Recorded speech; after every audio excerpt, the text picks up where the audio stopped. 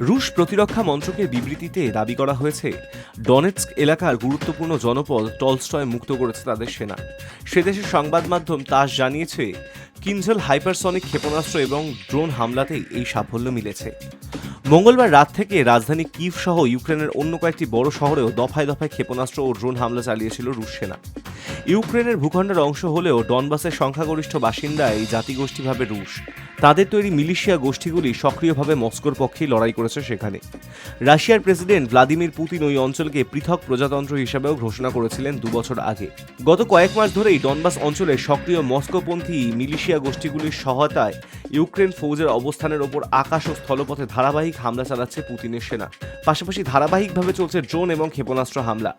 ডনবাসের পতন হলে ইউক্রেনের অন্যতম বড় শহর বাখমুট কার্যত রুশ ফৌজের ঘেরাটপে পড়ে যাবে। High news network.